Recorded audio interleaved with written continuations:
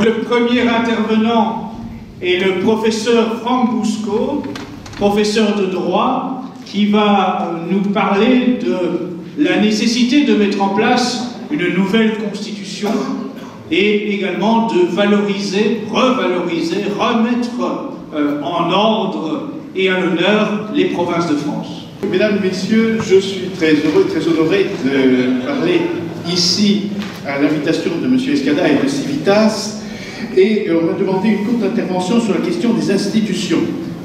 En effet, Civitas, en tant que groupe politique, a vocation à formuler des projets institutionnels et à prendre position sur les structures existantes et sur les projets des autres.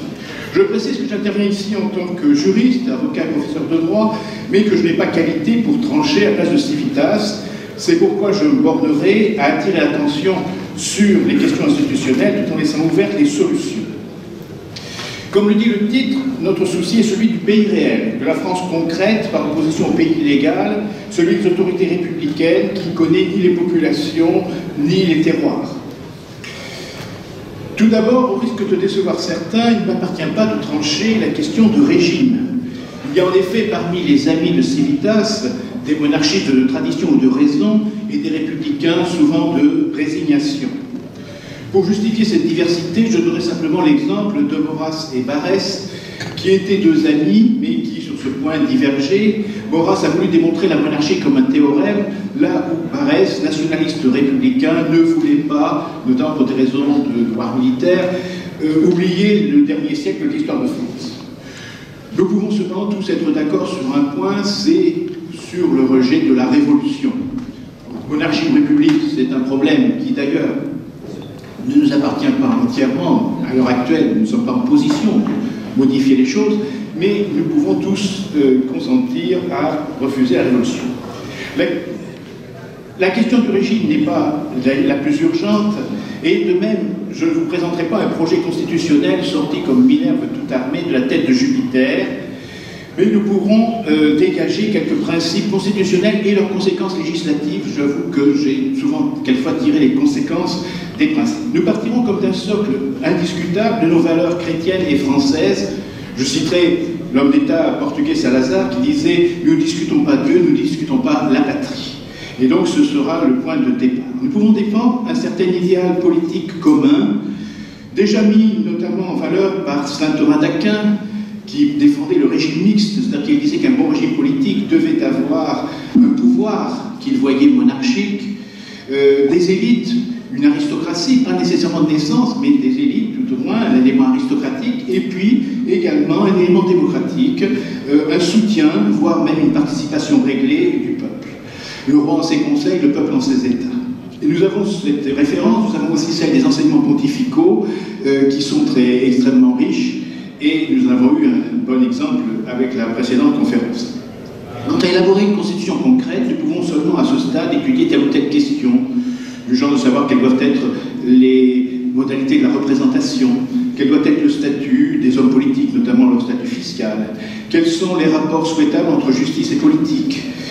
Nous pouvons aussi prendre position quand il y a des questions urgentes qui se posent, par exemple, quinquennat ou septennat, sans que ce soit passionnant, il faut dire que le quinquennat a aggravé le septennat en rendant l'agitation électorale plus fréquente.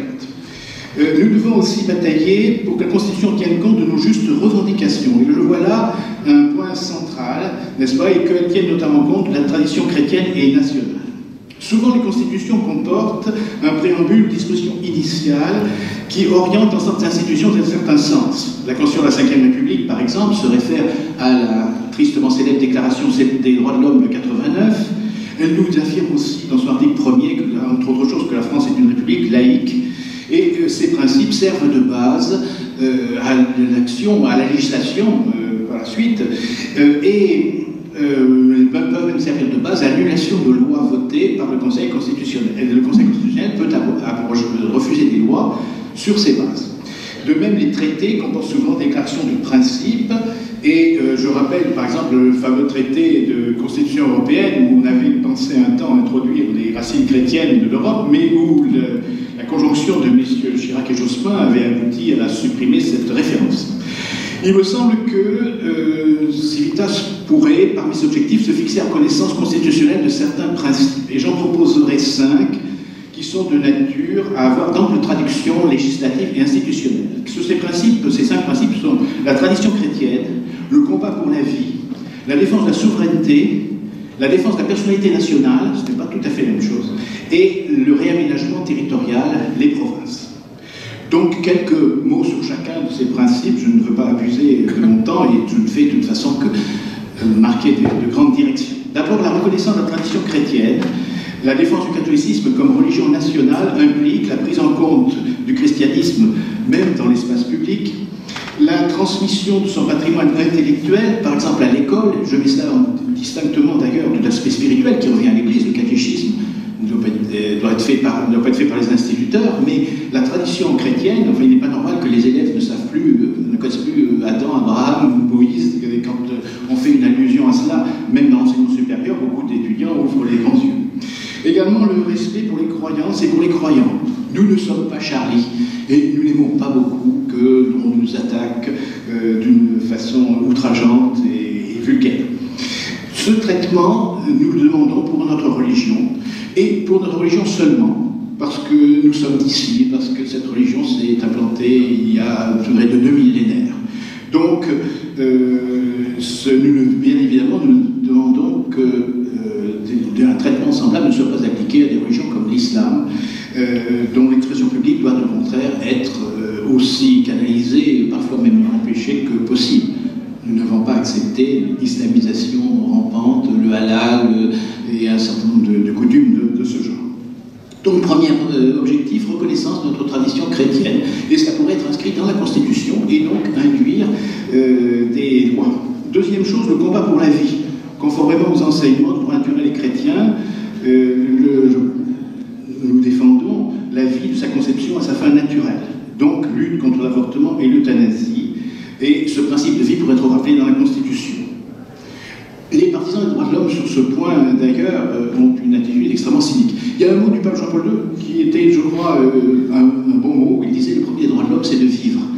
Et on a essayé de prendre les gens de droits de l'homme à gros mots, et le Conseil constitutionnel a répondu sans rire que la Constitution française reconnaissait le droit à la vie, mais qu'il a le droit de l'aménager. Curieux aménagement tout de même. Donc nous demandons quelque chose de sérieux. Et cela implique bien sûr la suppression de toutes les lois, genre loi Veil et tout ce qui en est suivi, loi Neyert, etc. Bien évidemment. Donc combat pour la vie. Troisièmement, défense de la souveraineté. La souveraineté, qu'est-ce que c'est? Je vais emprunter le mot à Bodin, auteur monarchiste du XVIe siècle. C'est le droit de faire et casser la loi. La souveraineté nationale est actuellement très obérée par divers traités, le traité de l'Union européenne, mais aussi ce qu'on appelle le droit dérivé.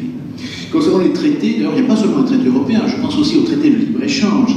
Il y a, vous savez, ce fameux traité euro-américain, d'ailleurs discuté par-dessus la tête de chacun des États par des fonctionnaires de l'Europe, mais s'imposant à eux.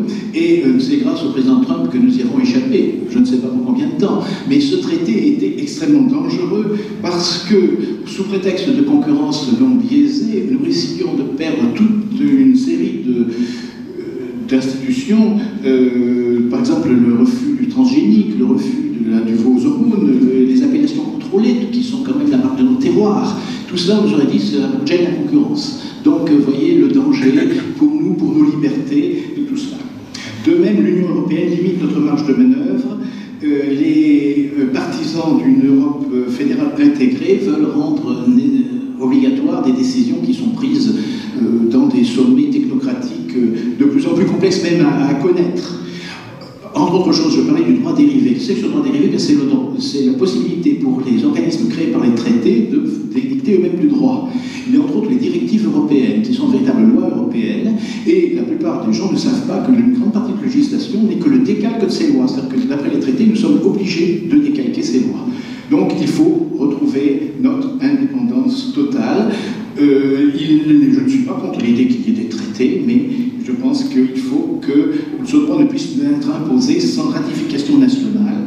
Et je serais aussi pour que le droit européen soit subsidiaire. Vous savez, quand l'Union soviétique s'est effondrée, l'un des aspects, ça a été que chacun des États, l'Arménie, la Géorgie, les Pays-Baltes, etc., ont dit que leur droit était le premier et que le droit de l'Union était subsidiaire. Je crois qu'il faut raisonner pareil.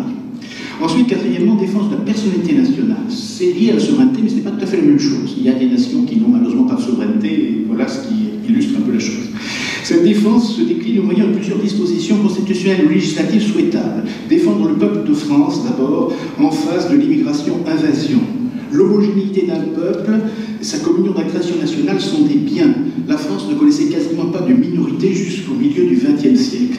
Le multiculturalisme n'est qu'un melting pot répugnant. On peut aimer les cultures d'autres pays, on peut beaucoup aimer la culture italienne, allemande, je ne sais pas, anglaise, mais nous aimons ces cultures dans leur entier, et non pas une espèce de mélange, une espèce d'abatardissement. Donc, défendre notre culture, il y a une culture française, je répondrai un peu à un candidat à la présidence qui niait cette existence. Je crois que c'est essentiel de rappeler que nous avons une culture, et une culture solide, ancienne et intéressante. De même, la coexistence de plusieurs religions tourne souvent en guerre de religion. L'exemple du Liban en est une illustration. Je crois qu'il faut défendre notre personnalité nationale et notamment, il faut arrêter cette immigration-invasion. L'immigration d'étrangers ne peut être acceptable que si elle se traduit par une assimilation. Il convient d'examiner des cas individuels d'ailleurs, et non pas d'accepter des mécanismes juridiques automatiques. Il y a deux mécanismes qu'il faut revoir absolument, c'est le droit du sol et la double nationalité. Ce sont des chevaux de Troie, et cela fait des Français de papier.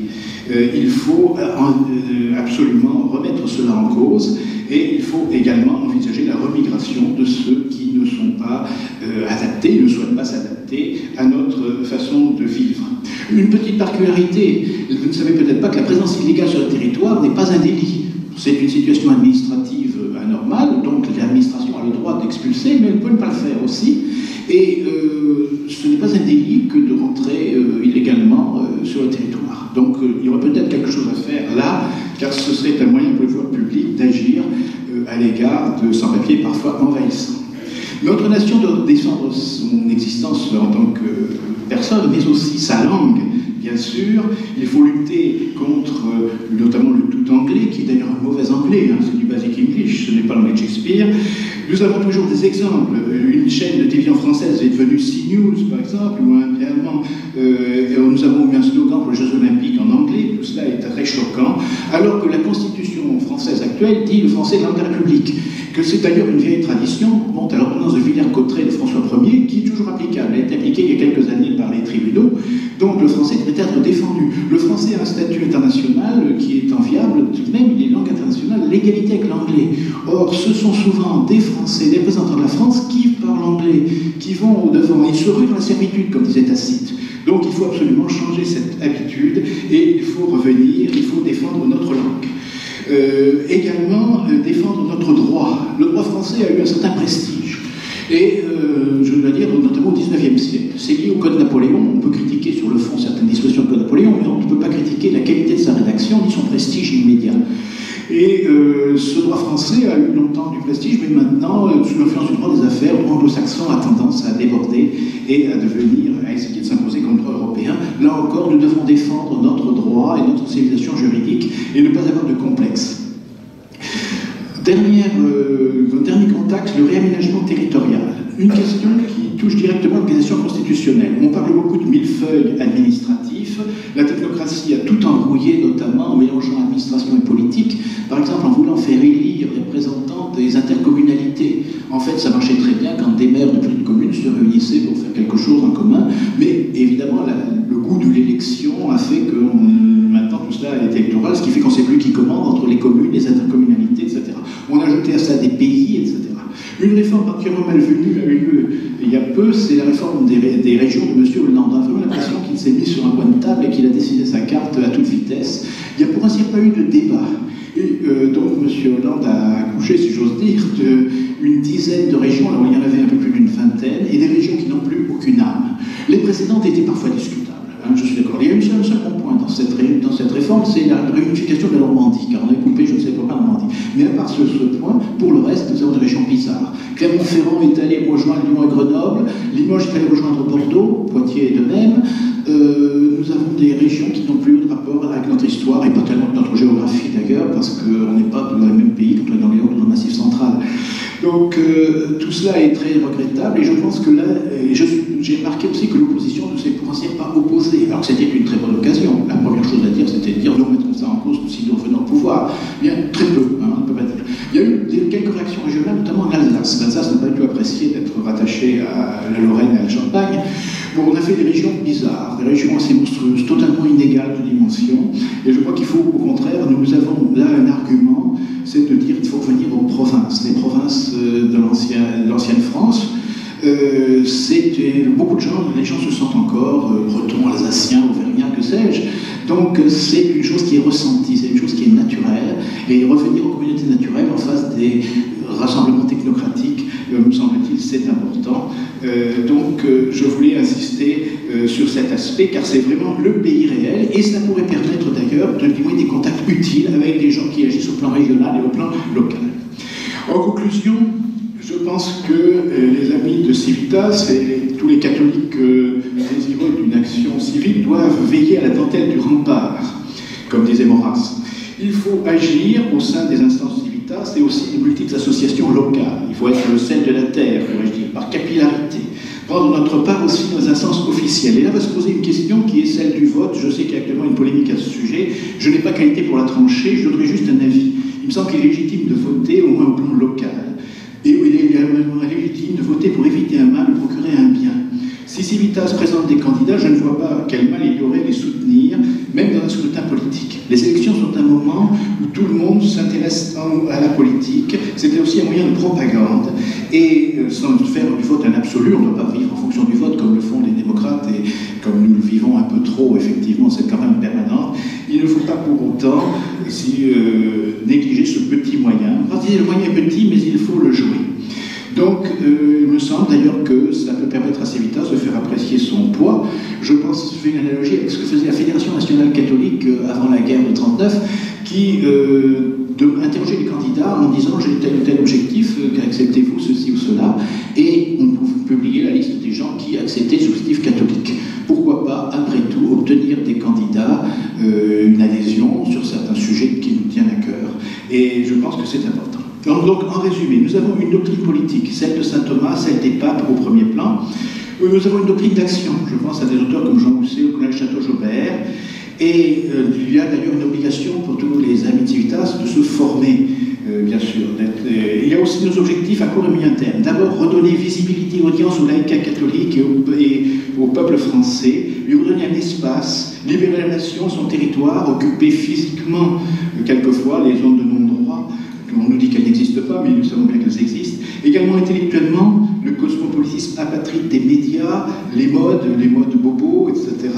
Les politiciens, notamment les eurocrates, tout ça, il faut évidemment s'en dégager pour revenir au pays réel, pour revenir à la vraie France. Et notre objectif à long terme, c'est le pouvoir, car il est normal, après tout, dans un pays majoritairement catholique et de tradition catholique, ce soit les catholiques qui exercent le pouvoir, comme un honneur et comme un devoir, et non comme une sinécure.